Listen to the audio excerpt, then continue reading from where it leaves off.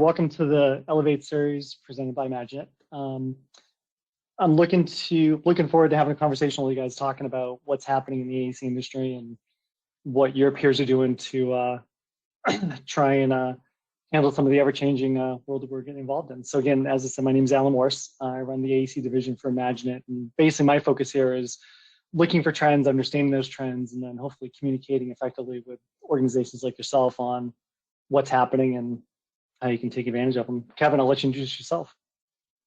Thanks, Alan. Kevin Breslin. I'm in Michigan, and I manage the infrastructure and reality capture services teams here at IMAGINiT. So I work with the team that is responsible for assisting our customers in a fairly broad range of technology adoption processes, ranging from education to consulting, assessment, and recommendation services, and quite a few things in between. So, perfect.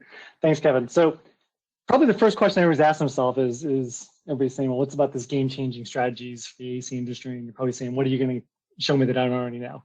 And really, the short answer is I don't know if I have anything that's going to be earth-shattering, but what we are going to talk about are things that are going to help.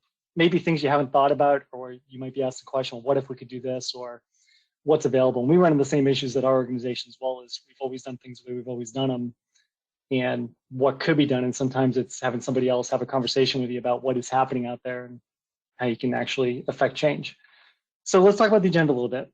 So we've only got about an hour with you guys. We'll leave time at the end of this for Q&A. But basically our focus is really three things. When we talk about what's happening out there. The first one, and especially what most of your peers are talking to us about, is how do they reduce waste of time on projects? How do we either increase cost or reduce our costs so we can be competitive on those projects? And the last part is how do you go about differentiating yourself or doing something that's not going to sacrifice the quality that maybe your clients are going to be asking for? So our goal today is to give you a high-level view of what's happening with some real-world examples. And as we go through this series, you're going to be hearing from peers later in other events where we're going to go into even more detail that you might decide you want to invite other people in the organization to really see what's going on. But really the three things we're going to cover is the first thing I want to do is I want to make sure I set the stage and talking about what the disruptors are that's affecting organizations and how it's one, either forcing you to change or making you think about what do I need to change. The second thing is talk about, all right, here's what organizations are doing and where this came from. I wish I could tell you these are things that we came up with, we think about between Kevin, myself, and other people in the organization. We probably visit with thousands of firms per year. And so we took what we considered the top 9 trends that are out there that are affecting what you're going to be doing. Then we want to talk about what things you guys can do to help affect change in your organization. And then we'll bring it all back around and talk about, all right, so what next, or how do you get started with revitalizing your organization? So with that being said, I want to start with a quick saying, and probably you guys have heard this, and I've heard this more than I like to hear in an organization. It's always that conversation, this is the way we've always done it, or why do we need to change? And it's the reason why I bring it up is most organizations and individuals, including myself, we like consistency, we like things that are comfortable, we understand the process, and we believe that it's the most efficient way of doing things because we understand it. I tell my team all the time, and I'm going to tell you guys, is challenge the world around you.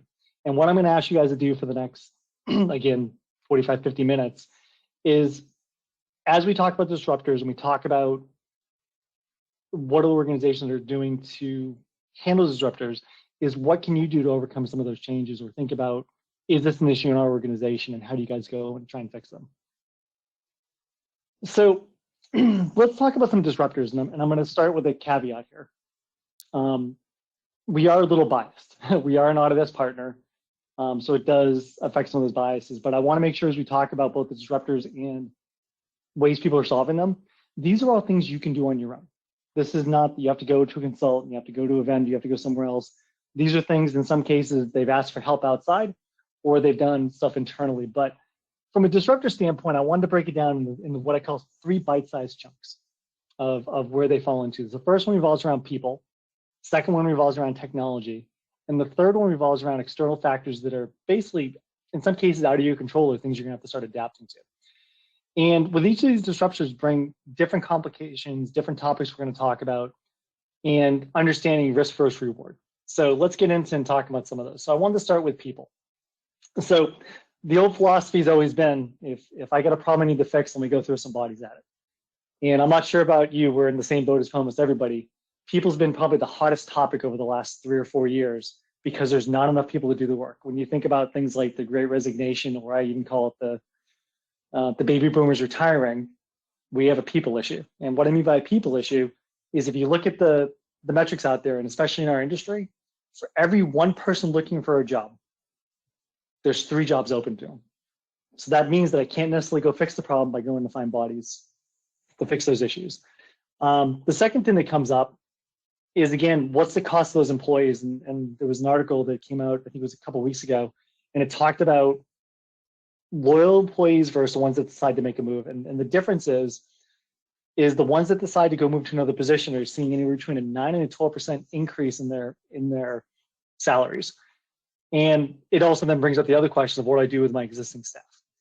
You start then bringing in, how do I start keeping a culture, growth, and creativity around this hybrid model of whether you're working from home, working in the office, or something in between.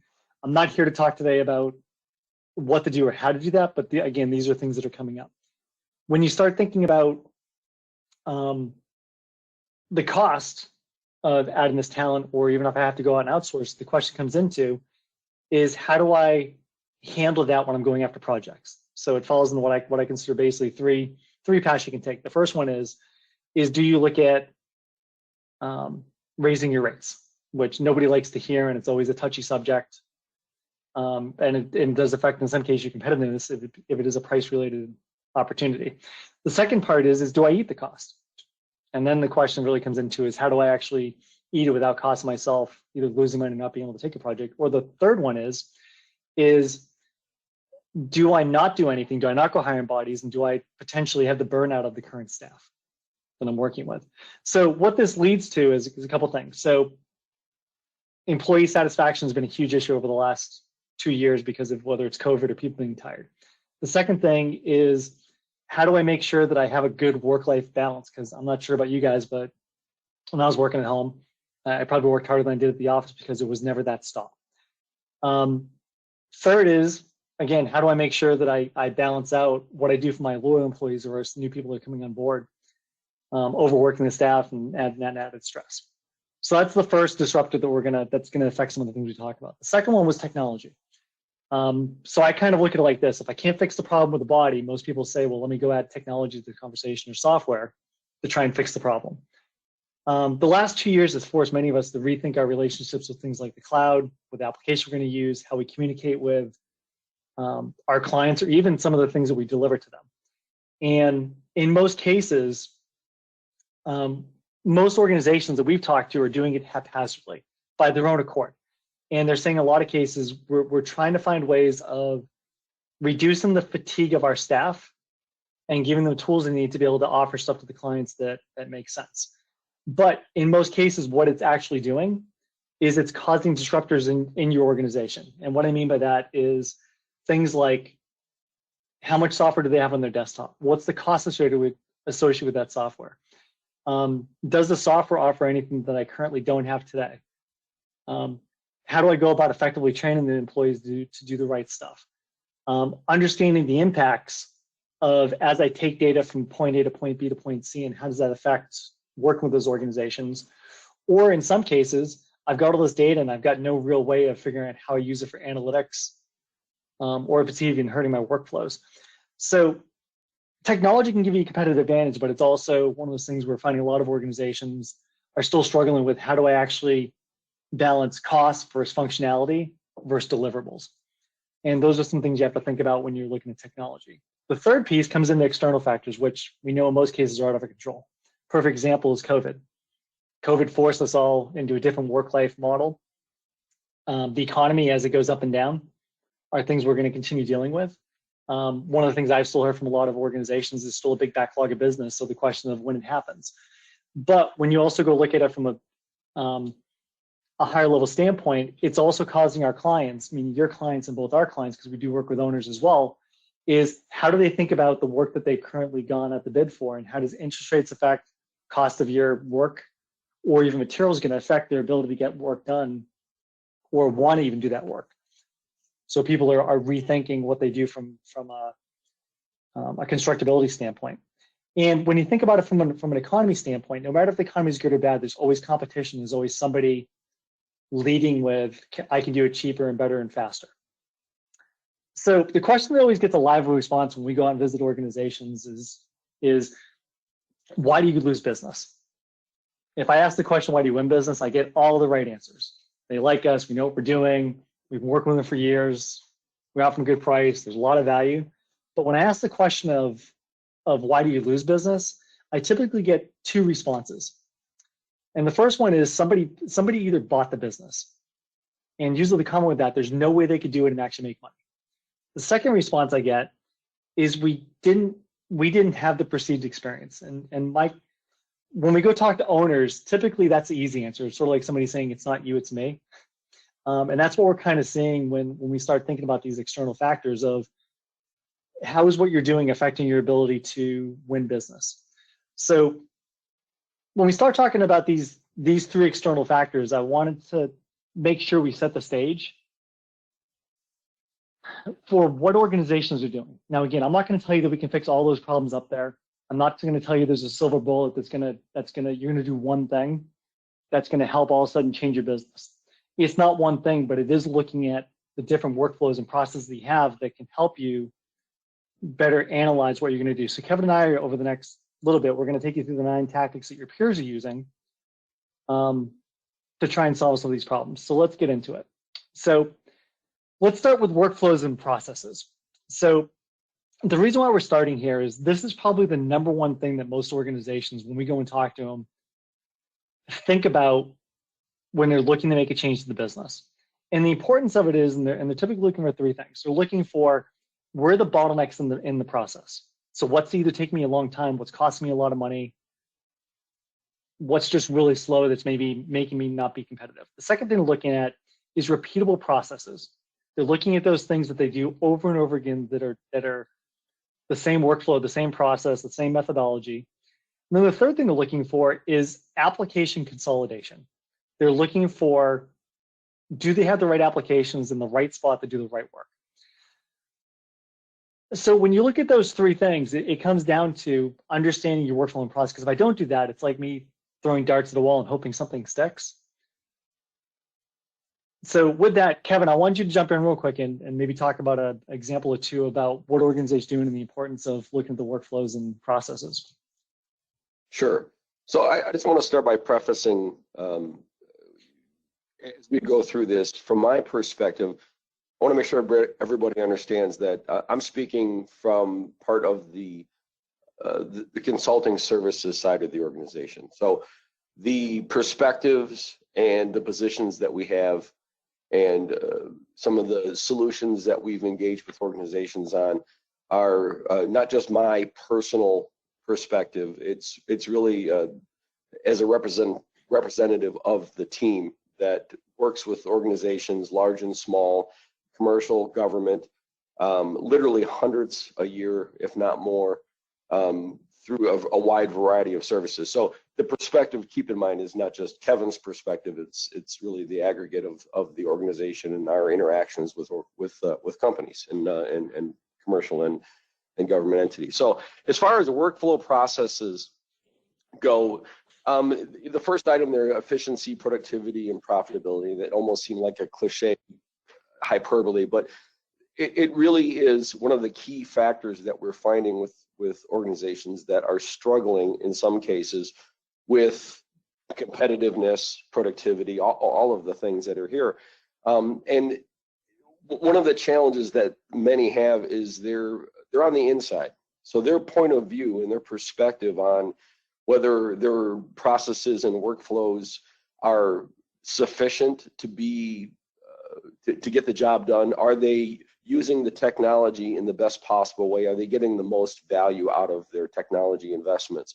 Meaning, if they're in a market and they're competing with other organizations and they're using presumably similar, if not the same software, how can they have a competitive edge or productivity advantage over their competition in some cases.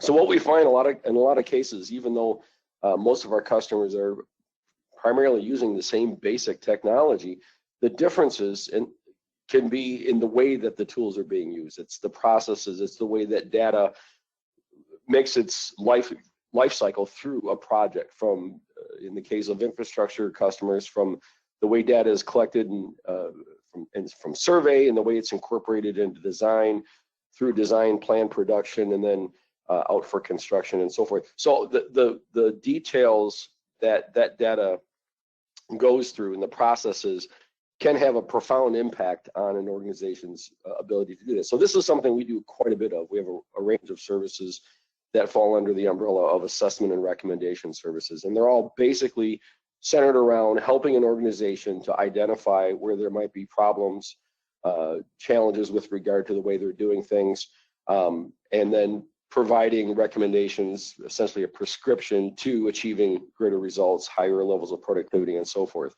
And again, we can do that somewhat due to the fact that we have a unique perspective. While everybody in our services organization is from their respective industries, so that of course isn't unique. But what is unique is the fact that in our roles, we're dealing with many organizations, literally hundreds or thousands a year, and dealing with their unique set of issues and challenges. And we're able to really aggregate all of those experiences, and from that, put together prescriptive best practices and steer customers away from things that we have found vicariously through other organizations and their efforts, what does and what does not work. And we can use that information to steer customers. So that's in a general sense how we approach that. We work with organizations to help identify what their challenges are, what they're trying to accomplish, and then we can take that legacy of experience and knowledge and then use that to essentially put together a prescriptive recommendation to achieve higher levels of productivity through enhanced workflow and processes. It's a long way of describing it, but that in a nutshell is something that we engage with quite often. In fact, more so because a lot of the technology we deal with is fairly mature. So the proposition isn't how to have necessarily having the right software, it's being able to use it to its greatest capacity. Cool, thanks, Kevin. So just to recap some of the stuff. So when you think about workflows and processes, like I said, I think it's one of the most important things that most organizations, including we do it internally, of looking for ways of improving the workflow and processes. If everybody looks back and says, all right, how many applications or how much things have I done differently in the last 2 or 3 years I had to? Questions, when's the last time if you looked at it? And in most cases, you're going to find places where you can say, I can be more efficient, more effective. And how is it going to affect my employees? How is it going to affect my workflow and process if I have people working in multiple different locations or across the world? Am I outsourcing work? Can I reduce the cost of an employer and make sure if I'm going to have that employee do work, is it the right stuff they're doing? And then think about, if I have clients also asking for different things, how does it help them, help you or them get what they want, or give them stuff that's going to be valuable to you and differentiate you out there. So again, thanks, Kevin. All right, so that's the first thing. So second thing that comes up is, you see it up here, Cad and Bim Standards.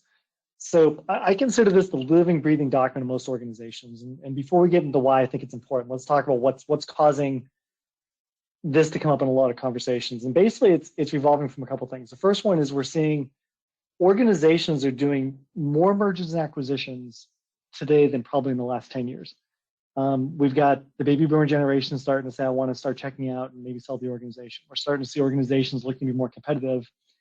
We're seeing just trying to align different talents or skill sets, or maybe go to new markets. In some cases, easier to go acquire somebody than go try to build the business naturally, which causes a lot of internal fighting between groups and who wants to do what. The second thing happening is we're seeing organizations start to outsource work. And if you don't have your CAD standards and your templates and stuff set up properly, it can cause issues as you start working with outside consultants. And then the last part is we look at, again, we go back and talk about this great resignation, or people starting to leave jobs and look at different jobs, is you have a lot of people bringing in their own philosophy, structures, styles, talents from other organizations. And the question is how much do you want to let let those individuals go on their own versus building the culture. And when I kind of think about the standards and templates, it's part of how other organizations see you and how they interpret your information. So when you start looking at the importance of it, it comes down to a standpoint of, again, can I reduce errors and omissions? Can I have a better, more effective way of collaborating people? And number three is, can they consume my information in an effective manner? So with that, Kevin, do you want to talk a little about some of the benefits of looking at standards over the course of a year, even sooner, updating them more effectively? Absolutely. So one of the things you pointed out is the fact that acquisitions, mergers and acquisitions is becoming very, very popular over the last few years. And with that comes a lot of blending of different organizations' standards, and in this case here, templates, something as tactical as the templates that are used for design.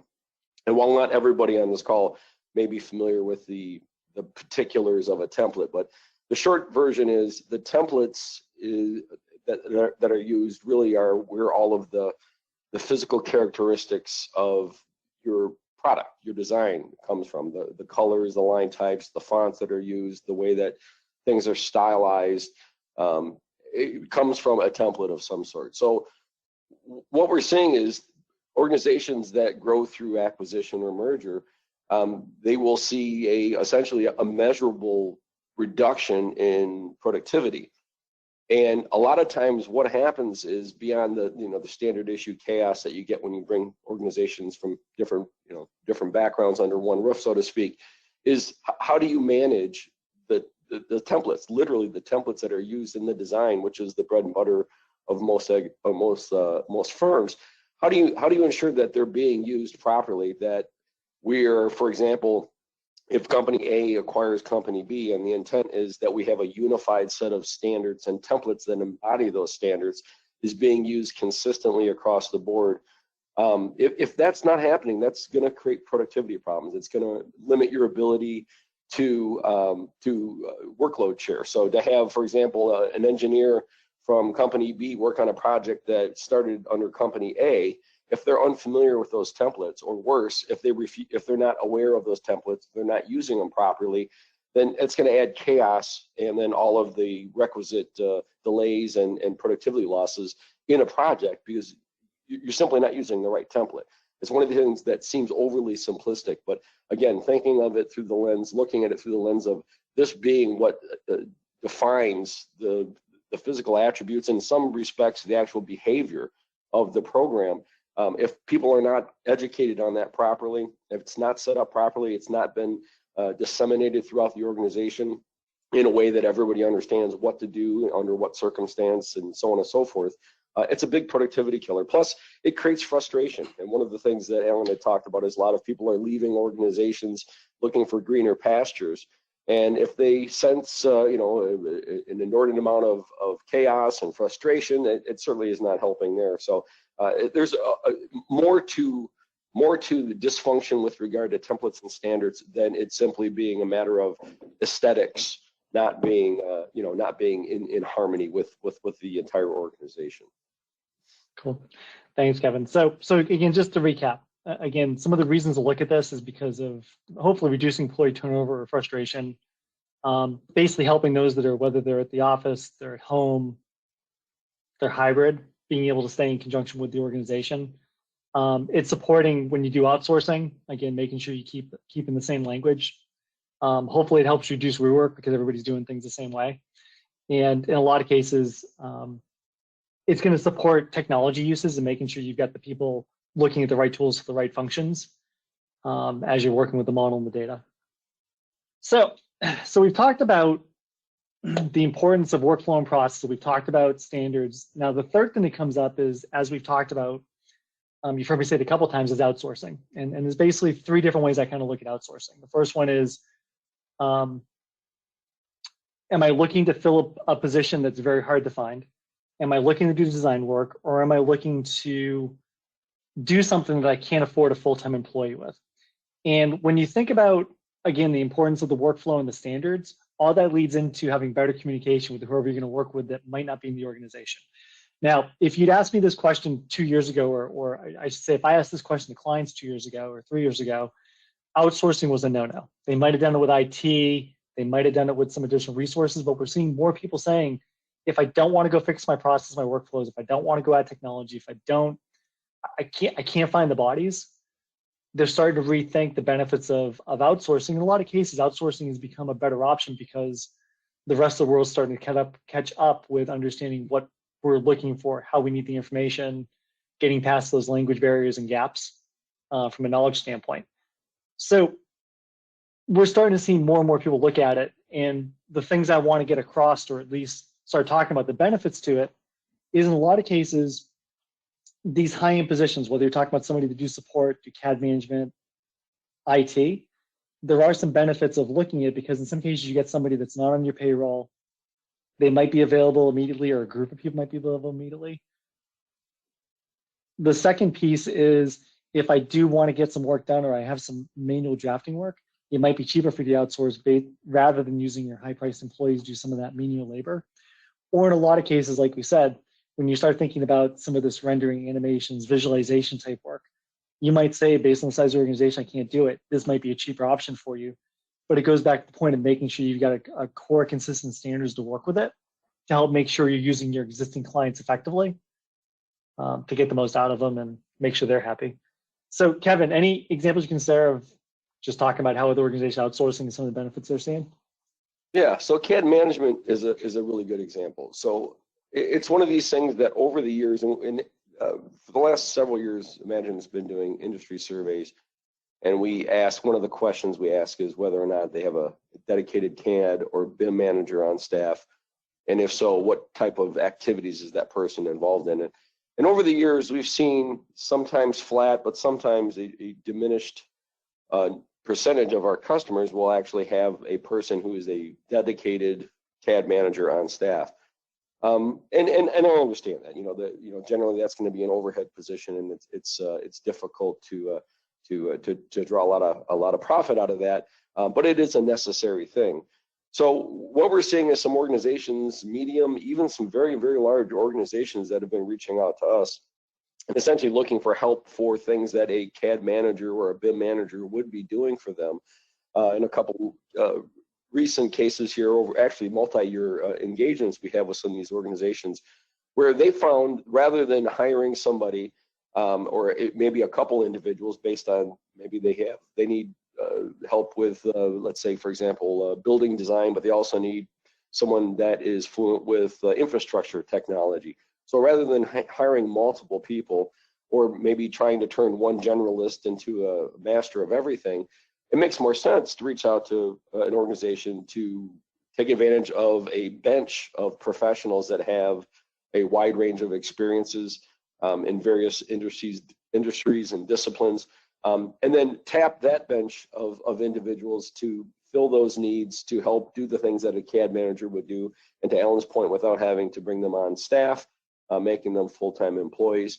And that's something that, as time goes and the needs change, our relationship with these organizations, we can evolve and add more or reduce where need be. But the big advantage is that rather than relying on an individual or maybe a couple of individuals, we're dealing with an entire organization of professionals with a wide range of backgrounds that can really, without putting it too bluntly, can do things that maybe one individual just can't do, simply because they don't have the benefit of the experience, or the fact that they're only one person versus multiple people that could potentially step in. So that's one example. That's something that we've actually been seeing more of over the last several years, even with some very large firms that have dedicated CAD management or BIM management on staff, but need help with specialty subject matter, or getting into topics that maybe they're not familiar with, or they could use some outside guidance on.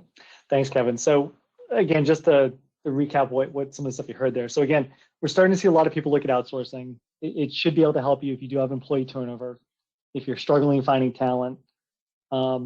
It can reduce the cost of actually employing some of those people. And we're seeing a lot of people start to think about, as the economy ebbs and flows, it helps you not have to have those big swings in employee and headcount. And in a lot of cases, it can help you meet client demands if you don't have that internal talent to be able to do that work. And in some cases, outsourcing could be cheaper than going to find some of that talent. And like I said, you can add some tools to your toolbox that can help you obviously maybe be more competitive and look at some other things you can do for organizations you couldn't do before. So now let's talk about the people. So this is probably one of the hottest topics that comes up with leadership. And usually it's not for a good reason. And typically there's one of four things I hear people say. The first one is, I can't afford to do it because I have to keep the team billable, or I invest in them and they leave, or they don't retain enough to make it worthwhile, and or they don't use it often enough to become effective or efficient with it, so why waste the money on doing that work? End of the day, we're all dealing with employees and how we make them more effective and how we show our investment in them. So the question in most cases is not, should I invest with them? The question is, how do I invest with them? And how do I make sure that if I am going to invest with them, we give them opportunities, or we give them stuff that's not going to bore them, that's actually going to challenge them and make them more effective. So Kevin, I know you had some interesting stories you wanted to share around helping organizations help evaluate their staff and right size a solution for them. Right. Yeah. So this somewhat ties into the last one, CAD management. So there's some overlap for sure as far as an organization having the means internally to set up and actually execute training to meet at this point, let's say, an undetermined range of subject matter. So the same situation where maybe you're taking on some new technology and you don't have an individual in-house who has experience with it, not a subject matter expert. Obviously, outsourcing that education needs can be very important. But one of the things and I think you may have touched on that briefly earlier. One of the things that we hear from people that are, when they're leaving, changing positions, looking for other roles. One of the chief complaints that we hear is they don't feel as though the organization is investing in them. They don't feel that they have an opportunity for growth and development, and education is a big part of that. So as far as from the employee's perspective, obviously there's value in that. And one of the ways that we're able to help organizations, and this is something that, again, we do daily. Again, if, for example, an organization needs assistance learning new software because they're taking on a new technology, they can reach out to us, and we have the ability to do things beyond just facilitating a can of training or a standard issue training course, which of course we could do, but we have tools that allow us to do what we call knowledge gap assessments. So we can literally identify in a quantifiable way where there's knowledge gaps with individuals within the organization. What that allows us to do is to put together very prescriptive education plans for those people. And there's a variety of ways that we deliver that through traditional classroom training. We have our Productivity Now system, which is essentially an e-learning portal where you can actually create and assign training for users. It's a broad range. The point is, we're able to, through a variety of means, provide education to our customers, and not only just out of the box stuff, but literally things that are very specific and catered to not only an organization or group, right down to the individual person level, if need be. And with the technology that we have at our disposal, again, through our Productivity Now portal, for example, it gives us great deal of flexibility and allows our customers to even take ownership of some of these things as far as their education, onboarding, and so on and so forth. And they can manage those things themselves if they want to. But the bottom line is it's an important part of that whole efficiency, productivity, and profitability chain that we had talked about before. So just as important as having the right environment with standards and templates that will reinforce the organization's standards and the aesthetics of their design. Being able to use the tool, of course, is really important, because if you have it on your desktop, but you don't really know how to use it, the likelihood you're going to be productive with it is obviously low. So education is a huge part of that. It makes the employees, it satisfies them, it makes them feel as though the organization is interested in their growth and development, is investing in them. And of course, it helps the organization to gain higher levels of productivity. Cool. Thanks, Kevin. So nobody can guarantee that your staff's going to stay if you decide to invest in them. There's always other factors involved. But at the end of the day, most of your peers are starting to say, how do I invest in my staff to show them I'm committed, to show them that we want to help them, to show them we want to be productive. And in a lot of cases, like I said, your employees want to be challenged. They want to learn. But they also want to make sure it's something customized for them and not just the masses. And there's a lot of different technologies out there. There's a lot of different ways of allowing your team to consume information. But if you're not looking at your staff and saying, all right, how do I get them more efficient with the technology they've got, you might be missing on an opportunity to help keep your staff engaged with your organization. All right, so I want to switch gears a little bit, and I want to talk a little about software uses and reports. So I won't say it's one of the biggest, I'll say it's probably one of the biggest pain points that most organizations have. And if you look over the last 3 years and looking at software expenses, most people are spending roughly about 20 to 30% more than they spent 3 years ago. And some of you might even say more. And I'm sure everybody in the call is probably saying, well, it's damn manufacturers and because of all their model changes and price increases. And I'm not going to argue to anybody that that isn't part of it, but it's not the entire conversation. So what we're seeing is, or what organizations are seeing, is they're seeing increased headcount, which is obviously ballooning costs for technology. Number two is you're having individual organizations, I need this software for this specific project.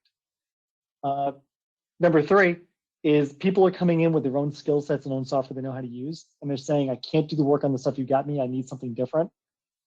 And then the last part is employees basically saying, I need the biggest, the baddest, the most expensive software in case I need to use it. And one of the things that most organizations are starting to think about is not necessarily how do I reduce my cost, but how do I make sure I effectively understand what my employees are using and how to get the most out of those applications. And I've even had some organizations say, listen, I might have a 10 or 20 or 30% swing in my cost, and they're okay with it because it's easier than arguing with somebody of what do you really need for technology. So we're starting to have clients start to ask hard questions and look at their software faced with a couple of questions. The first one is it needed? The second one is how much is it going to be used? The third question comes into, can I get by with something I already own? And then the last question is the product overkill for what the tasks that person's going to be doing? And in a lot of cases, I'm sure people are saying, yes, I do ask these questions. We end up where you usually need them. But in a lot of cases, it's something you probably need to be evaluating. I'm going to say at least every 3 to 6 months rather than maybe every couple of years, because we're finding a lot of cases that organizations have tools that they're not using, but because the employee left, or in a lot of cases, most organizations don't realize some of the reporting tools you have from the manufacturers to help you right-size your business. Because as much as people might not want to believe this or not, manufacturers don't want you to overuse lights, because if they're not being used, at some point you get rid of them, and they want to make sure that you're right-sizing for the job. And the second piece is when the organizations decide to have the tough conversations, when they look at their workflow, their process, their standards, you're finding they're actually reducing their spend for technology, and they're more effective with the technology gets. When we talk about training, now you're training the right stuff. You're not just training because they've got the tool. All right, so let's talk about the cloud. So conversations that come up with almost everybody, and if you asked me 2 or 3 years ago, the conversation around the cloud was, I don't trust it, I don't like it, I don't want to use it, somebody's going to steal my data. And through COVID, we've all had to rethink our love affair with the cloud, or I should say hatred with the cloud. And there's a couple things that are happening, or I kind of been breaking down to. The first one is do we have a cloud strategy? And when you talk about a cloud strategy, it revolves around, where am I going to store my data? Am I going to be using applications via the cloud? And can I use it in place of going to buy hardware and other software? So when you think about those kind of things with the cloud, I'm going to give you a simple example. Most organizations we go into and we ask the question of, do you guys have a cloud strategy? The first answer is always yes. Second question we ask is, all right, let's just have a quick conversation. What tools are you using via the cloud? In most cases, it's I'm storing data because somebody's asked me to store it somewhere. So whether I'm using Dropbox, OneDrive, Google Drive, Microsoft 365, whatever it happens to be. And what we're finding is all this disparate data is in a lot of different places. And again, it might have to be that way because of what organizations are requiring. But the conversation still comes down to is what happens if something happens to my work location. So I think about things like ransomware and cybersecurity, because it takes one person to do something silly to destroy what the organization can do, which is going to cost you time, money, reputation, other pieces and parts. So we're starting to see a lot of organizations not necessarily saying that I don't want to store my data on all these different locations, but I still want to talk about a single repository for that data and what does it do for me? Because again, it will help them with organization of data. It'll help them with reducing downtime if something does happen. It will make them rethink in some cases the workflow. So I'll give you a simple example. So most everybody, the conversation now around ransomware is it's not if it happens, it's when it happens. And for most people on the call, I'm going to assume that most of you guys are on here because you've either worked with IMAGINiT or you work with Autodesk, and you probably have access to software. And this is the only time you can hear me talk about a product. Most of you guys have access to something called Autodesk Docs. And one of the benefits that we're starting to see organizations take advantage of is that single point of truth. And the reason why they're doing it is because the software is free. Most of you guys already have access to it. And outside of it being free and a single point of where you keep all your data, it's making it so when ransomware does happen, instead of me having to go and my backups and be down for a week, I might be down for a couple hours, because now instead of me going to try and build the backups, put everything on the PCs, get all the software reloaded, I can blow up those machines, reload the software on, and have access to the data so that I can still work with it, my consultants can still work with it, and it's secure in multiple places. And what I mean by that is in most cases, when we talk about even our internal servers, I've got one server with the data and maybe I've got it backed up somewhere. When you look at the cloud, in most cases, backed up 2, 3, 4+ places, that's going to help you as you start working with. Now, again, I know the cloud's bigger than that one piece, but I wanted to talk about just that the cloud's going to become an important part of our future and how you start using it and the benefits you can start taking from it. So, Kevin, I don't know if you have anything you want to share in terms of just how you're seeing some other organizations use the cloud outside of just that example. Yeah, so one of the things that I think everybody can understand and probably experience to some extent when the lockdowns happen and people were essentially forbidden from going into the office. So the proposition was, well, we figure out how to get people to continue to work remotely, or we shut the business down. And obviously the latter wasn't very desirable. So we were, as I'm sure you can imagine, we're inundated by organizations reaching out to us for how can we do this? How can we continue to function? How can we work on projects where we don't, maybe right now, today, we don't have a cloud solution in place, or we do it, but it's something that really only allows us to, lob files around. It really doesn't provide for a mechanism that will facilitate collaboration in the case of, like, say, for example, Civil 3D or Revit.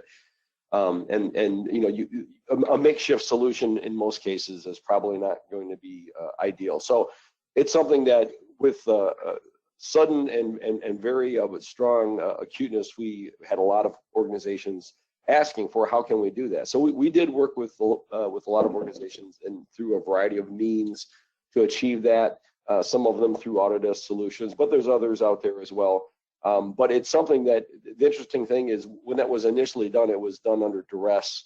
And a lot of people were looking at it through the lens of, well, this is just a makeshift solution just to get by. And when things go back to normal, then we can go back to business as usual. And I think what we've seen is a lot of the organizations that, again, did this hastily in some cases, but out of duress, not out of a planned desire, have learned since then that, oh, this works pretty well.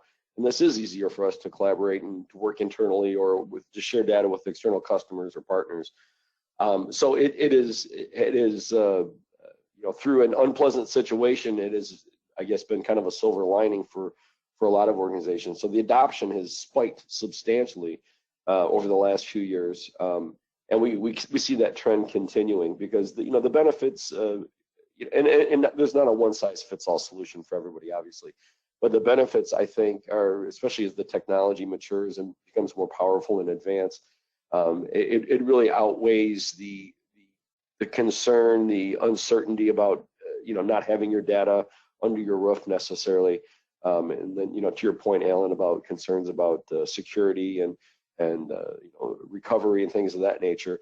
Once they've got an opportunity to kick the tires on it, so to speak, that they've seemed to understand the value of it, and it's definitely sticking.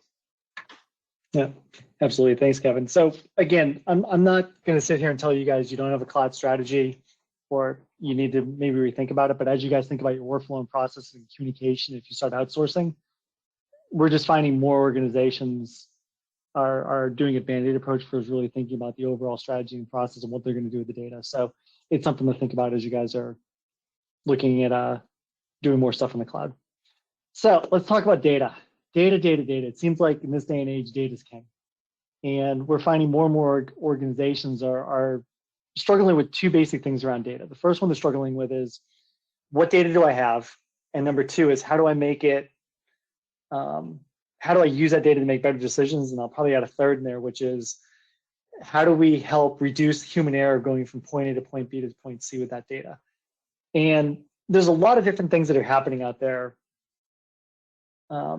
Sorry about that, flipped ahead.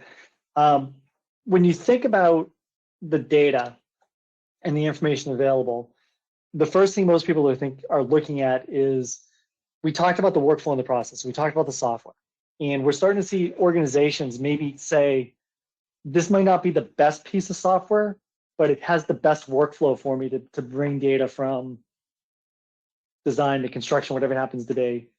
Number two, as I mentioned, they're also saying, can I start pulling this data to ask better questions? So we're seeing a lot of organizations, and probably some of you guys are seeing it, where they're asking the questions, I have to start turning away work because I can't find the bodies, I can't do the work, and I don't want to ruin my reputation. And the question is do I have enough data to make sure I'm making a good decision on the organization I want to continue investing in, or owners I want to invest in, or the ones that I don't want to invest in? And then the third piece comes in, is how do I use that data to make it so I can offer something different to my clients? So we're going to talk a little bit about things like whether it's digital twins or using data for visualization or augmented reality. But at the end of the day, we have a lot of organizations that are starting to tackle the fact of, what do I do with data and how do I make sure it's effective and efficient? So Kevin, anything you want to add there? So a fairly recent situation we ran into that touches on this exact topic is a fairly large municipal entity was dealing with a situation where they had geospatially referenced design drawings, engineering drawings. They had a GIS system, which would in some respect consume some of that data. They also had a work order management system that needed to track the assets. And they literally had three different systems, and they were having to manually enter the different departments and different individuals, entering the same data for the most part into three different systems. So you got a situation where there's efficiency off the charts, because you have 3x the effort to put in the data, not to mention the likelihood of errors and omissions, the occasional fat finger.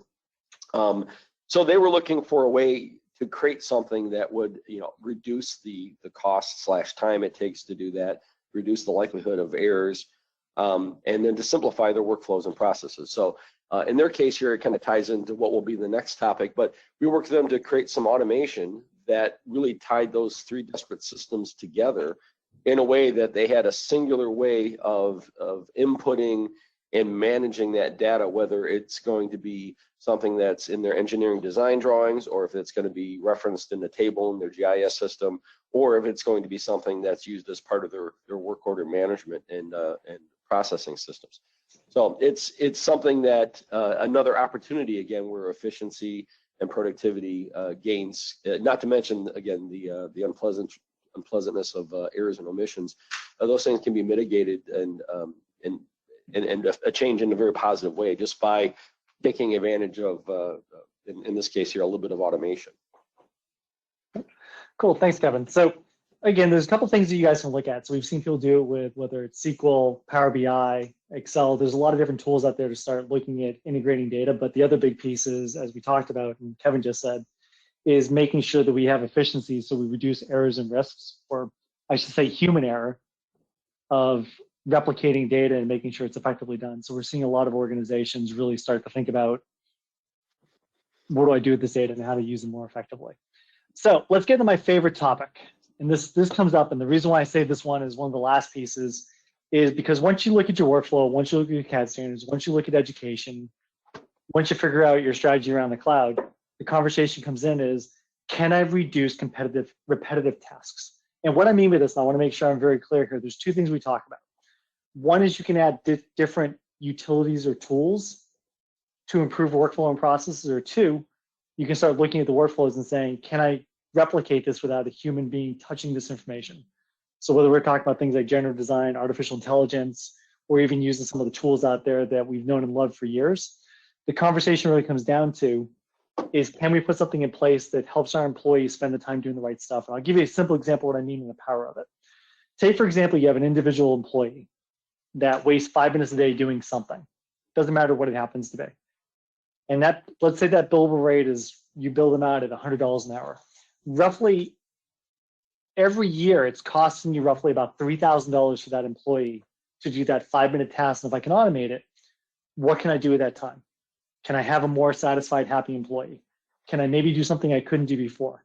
Can I have them work on things that can differentiate me from my competition? Or even the bigger piece is, maybe I can then go be competitive with somebody that's learned how to do this already, and instead of it me losing because of somebody bought the business, maybe they didn't buy the business and they did something differently.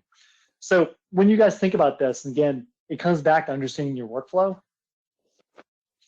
and listening to the employees of what they're telling you that's taking a lot of time, that maybe is a repetitive task or something that could be automated. All right, so that's automation. So now that you got all that stuff talked about, and I purposely left this one for last because I'm a big believer in making sure you got good workflows and processes and technologies internally. So now the question comes into is, how do you actually start doing unique things once you've got your ducks in a row inside the organization? And I'm going to ask Kevin to talk about a couple of things that are happening out there that could benefit organizations as they start thinking about what their clients are going to be, what your clients are going to start asking you. So Kevin, do you mind? Sure. So a good example that comes up here is something that we've been engaged with an organization recently, and basically they've they design and manage maintenance of facilities, and they creating and decommissioning facilities. So there's a lot of data, as you can imagine, that is involved in their daily operations, from engineering through construction and so on and so forth. And they're looking for ways to do things faster, smarter, more efficient with a higher level of accuracy. So they became intrigued with the concept of digital twin.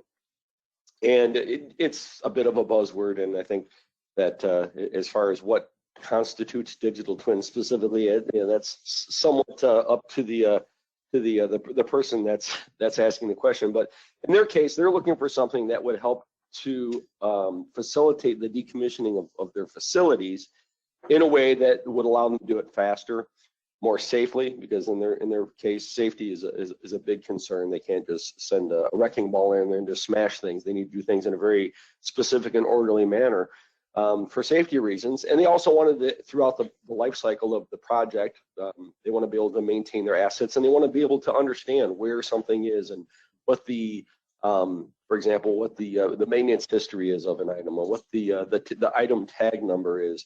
But in the end, they're looking for a way to handle all of these processes in a more efficient way and take all of this various forms of data, in some cases literally going back to paper drawings, engineering drawings from decades ago, to laser scan data today of as-built information, and unify that into a singular environment.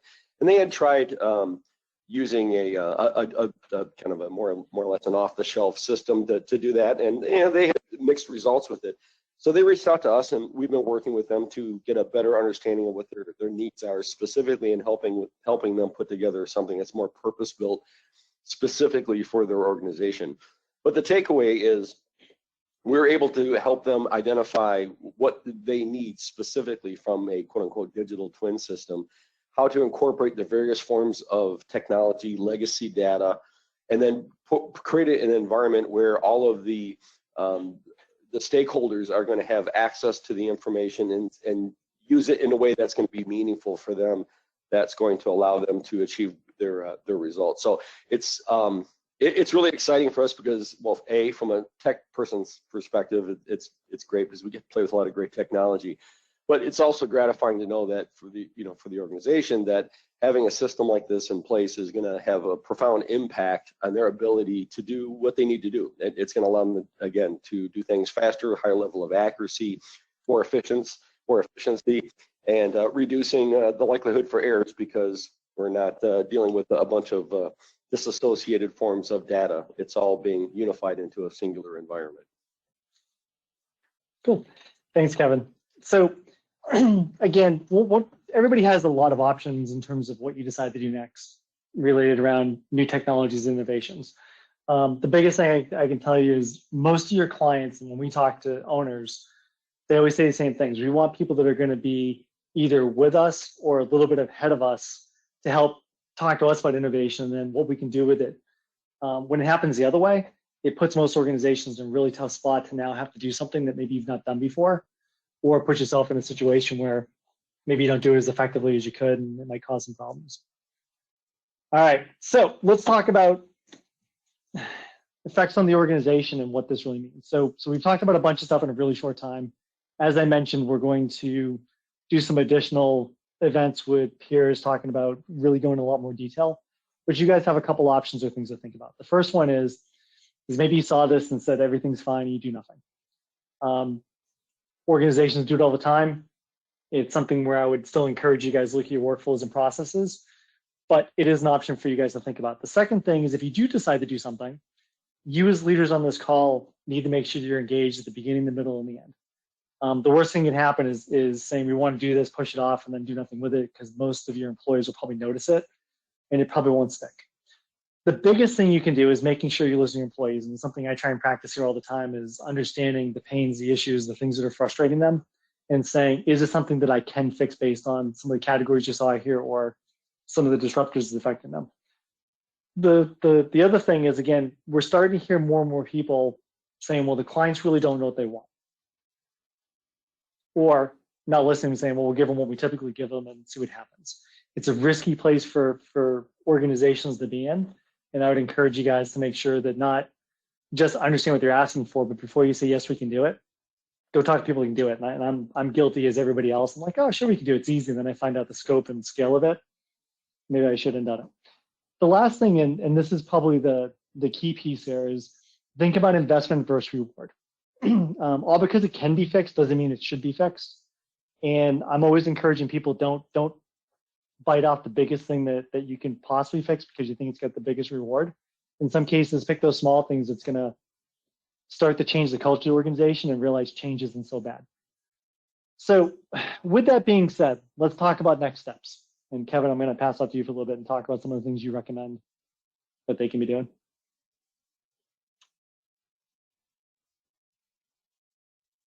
Sorry about that, I had mute problems. The short answer is, as I mentioned before, the services organization, we work with organizations all across North America, large, small, commercial, government. And for us, our background, our experience, our perspective is based on a lot of interactions with a lot of organizations, solving problems, finding solutions, and really helping to steer them towards a path that is going to have a greater likelihood of success. So I would say if you have a known issue, a pain point, something that's obvious, we can have those conversations. We can talk about things that can be done to address that. But even if you don't have a good sense of, if what the problem is, or where exactly the problem lies, or the challenge, again, we're in a unique place where we can have conversations with you, we can ask questions, we can do through a variety of different services like assessment and recommendation services. We can dig in and root through your standards and your processes and your workflows and interview your users and test your designers. And we can generally find where the problems lie. And then from there, we can provide you again with a prescriptive solution going forward to address those issues in order to help you to achieve a result that you're not able to achieve today. So that's the short version of it. Cool, thanks, Kevin. So with that, I want to thank everybody for the time on the call. Hopefully you guys got something of value out of here.